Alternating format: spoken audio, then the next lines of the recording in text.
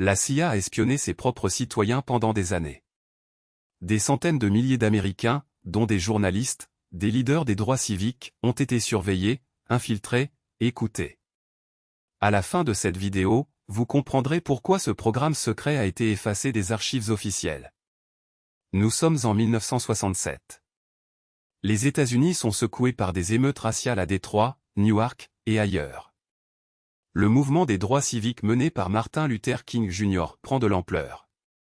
La guerre du Vietnam divise la nation, des centaines de milliers de manifestants défilent dans les rues. Dans ce contexte explosif, la CIA lance l'opération Chaos, un programme secret d'espionnage intérieur. Officiellement, il s'agit de détecter une influence soviétique dans ces mouvements de protestation. En réalité, l'agence viole sciemment la loi pour surveiller ses propres citoyens. En août 1967, le directeur de la CIA Richard Helms donne le feu vert à l'opération Chaos. Une unité spéciale est créée au sein de l'agence, le Special Operations Group. Sa mission, enquêter sur d'éventuelles ingérences étrangères dans les mouvements anti-guerre et les organisations de défense des droits civiques. Mais très vite, l'opération dérape.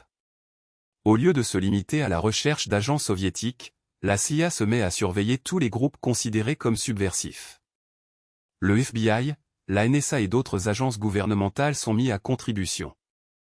Des centaines d'agents sont infiltrés dans des organisations comme le Black Panther Party, le Student for a Democratic Society, ou encore le Congrès des égalités raciales. Leur méthode, écoute téléphonique, ouverture de courrier, infiltration, collecte de renseignements personnels. En quelques années, la CIA constituera des dossiers sur des centaines de milliers d'Américains, y compris des personnalités comme Martin Luther King Jr., Jane Fonda, ou Leonard Bernstein. Les techniques d'espionnage utilisées par l'opération Chaos sont multiples et sophistiquées.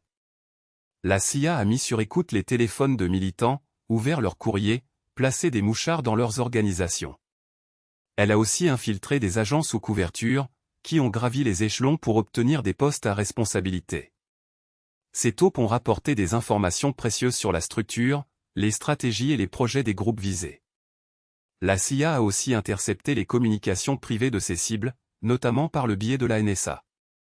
Elle a compilé toutes ces données dans d'immenses bases renseignements, avec des profils détaillés sur chaque militant épié.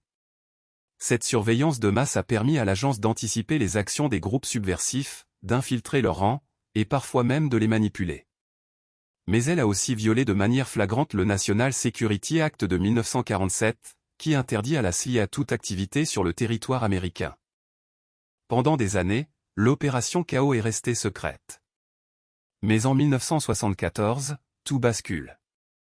Le New York Times révèle l'existence du programme, provoquant un scandale d'État. Le Congrès ouvre immédiatement des auditions, auxquelles sont convoqués les responsables de la CIA. Devant les élus, les agents de l'agence minimisent l'ampleur de l'espionnage et jurent qu'il a cessé.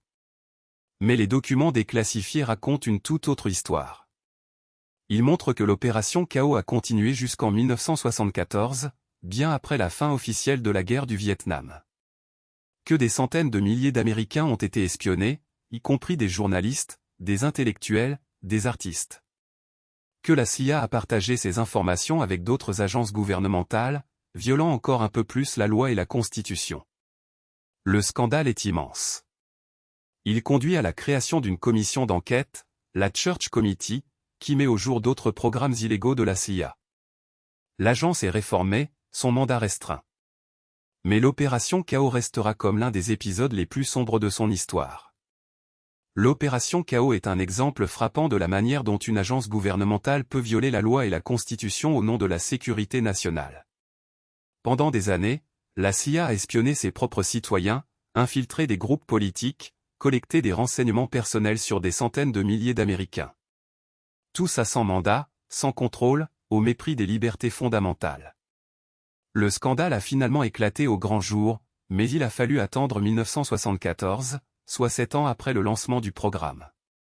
Depuis, la CIA a été réformée, mais la tentation de l'espionnage intérieur demeure. Les révélations d'Edward Snowden sur la NSA ont montré que la surveillance de masse des citoyens est toujours d'actualité. L'opération Chaos nous rappelle que la lutte contre le terrorisme ou l'espionnage étranger ne doit jamais justifier la violation des droits et libertés. La démocratie ne peut survivre sans un État de droit qui protège les citoyens contre les abus de pouvoir. Et vous, que feriez-vous si vous découvriez que votre propre gouvernement vous a espionné pendant des années ?